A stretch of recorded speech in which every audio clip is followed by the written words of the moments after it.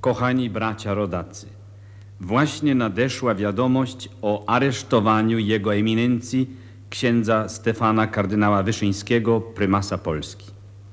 Przypominają nam się słowa, jakie prymas wypowiedział w czasie ostatniej procesji Bożego Ciała. Biskupi polscy pójdą śladem swoich wielkich poprzedników, a jeśli zajdzie potrzeba, wiarę swoją zaświadczą męczeństwem. Władze PRL uznawały Kościół katolicki za ogromne zagrożenie dla komunizmu i od końca lat 40. robiły wszystko, aby zwalczyć jego wpływy. Sytuacja zmieniła się nieco w 1956 roku, kiedy nowym pierwszym sekretarzem Komitetu Centralnego PZPR został Władysław Gomułka i nastał czas tzw. odwilży. Złagodzono wtedy terror stosowany we wcześniejszym okresie stalinizmu, a także zapowiedziano rozliczenie tych, którzy za niego odpowiadali. W ślad za tym pojawiła się także nadzieja na poprawę stosunków z Kościołem. Na fali amnestii dla więźniów politycznych uchylono wyrok w sprawie biskupa Czesława Kaczmarka, którego wcześniej skazano na 12 lat więzienia za rzekomą kolaborację z Niemcami i działalność na rzecz obalenia ustroju PRL. Biskupa najpierw długo torturowano, a następnie został zmuszony do publicznego przyznania się do zarzucanych mu czynów w procesie pokazowym. Urządzanie takich procesów, często z użyciem zmyślonego oskarżenia, było jednym ze sposobów walki władzy z przeciwnikami politycznymi w okresie stalinizmu. Z więzienia wypuszczono również prymasa Polski Stefana Wyszyńskiego, internowanego w 1953 roku za odmowę publicznego potępienia działalności biskupa Kaczmarka, a także w związku z wygłoszeniem memoriału non possumus, to znaczy nie możemy, w którym sprzeciwił się on m.in. dekretowi o obsadzaniu stanowisk kościelnych przez władzę. Sam dekret zakładający ingerencję władz w wybór duchownych piastujących urzędy kościelne w 1956 roku nieco zmieniono, nadając mu łagodniejszy wydźwięk. Usunięto zapis mówiący wprost, że to organy państwowe decydują o wyborze księży na stanowiska i zastąpiono go zapisem nakazującym konsultacje tych wyborów z władzami. Deklarowano także przywrócenie nauki religii w szkołach, a na ściany sal lekcyjnych wróciły krzyże, które wcześniej zdejmowano i zastępowano emblematami państwowymi. Wszystkie te działania szybko okazały się jednak zagraniami czysto propagandowymi, obliczonymi na zbudowanie pozytywnego wizerunku Władysława Gomułki w społeczeństwie.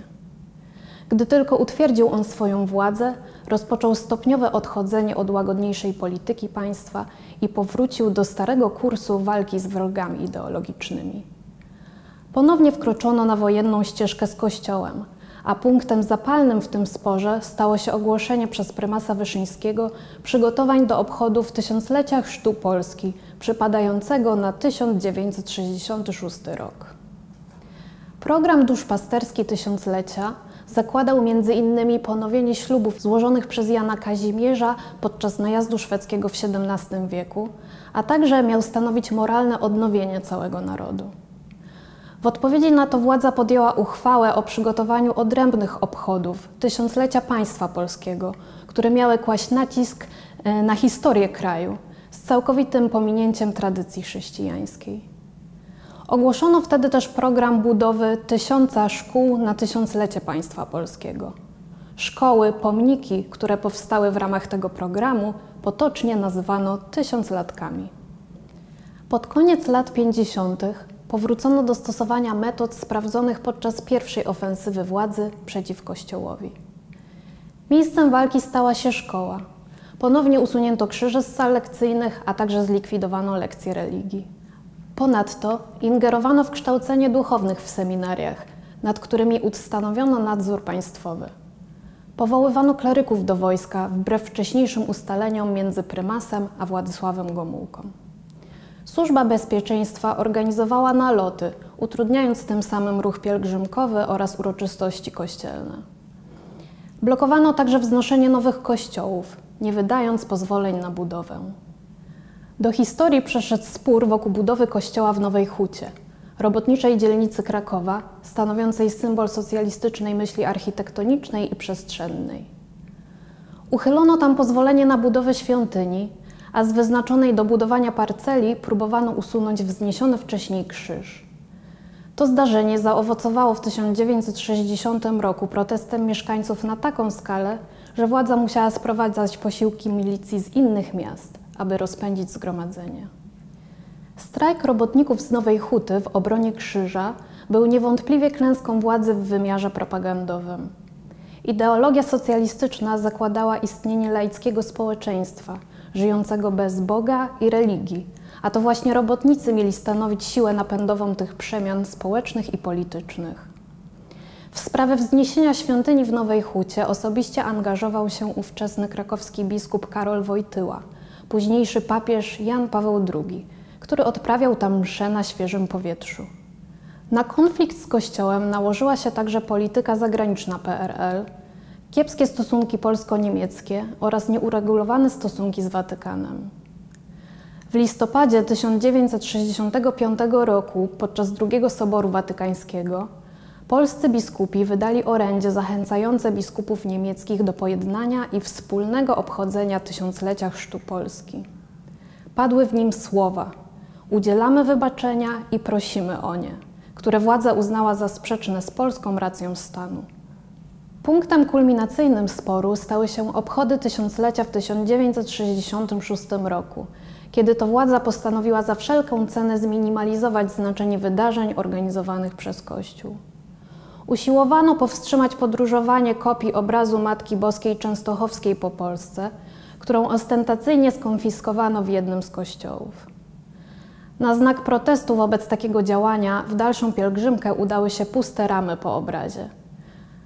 Nie udzielono także pozwolenia na wizytę papieża Pawła VI w Polsce podczas obchodów tysiąclecia. W ramach konkurencji dla uroczystości kościelnych władza organizowała imprezy rekreacyjno-sportowe, podczas których można było wygrać atrakcyjne towary. Silnie podkreślano słowiański, przedchrześcijański rodowód państwa polskiego oraz podsycano nastroje antyniemieckie. Szczególnie eksponowano polskość ziem zachodnich w nawiązaniu do tradycji państwa Piastów i ich powrót do macierzy dzięki Związkowi Radzieckiemu. Najważniejszym wydarzeniem państwowych obchodów była defilada wojskowa, w ramach której odbywały się inscenizacje z udziałem różnych historycznych formacji wojskowych, np. husarii. Mimo tych wszystkich zabiegów, główne majowe uroczystości kościelne odbywające się na Jasnej Górze zgromadziły kilkaset tysięcy wiernych. Do końca lat 60. stosunki państwa z Kościołem pozostały napięte i niepoukładane. Sytuacja zmieniła się nieco wraz z dojściem do władzy Edwarda Gierka w grudniu 1970 roku. Za jego rządów uregulowano stosunki ze Stolicą Apostolską i wysłano przedstawicieli PRL do Watykanu. W polityce wewnętrznej Gierek jednak nie zmienił za bardzo kursu wobec Kościoła. Służba Bezpieczeństwa nadal infiltrowała struktury kościelne i na różne sposoby osłabiała wpływ księży na społeczeństwo. Dalej starano się zwalczać wszelkie przejawy religijności w życiu codziennym. Dopiero wybór Karola Wojtyły na papieża w 1978 roku i jego pielgrzymka do Polski już jako Jana Pawła II w czerwcu 1979 roku doprowadziły do dynamicznych zmian społecznych, których nie dało się już zatrzymać, tym samym otwierając nową epokę w stosunkach państwa z Kościołem.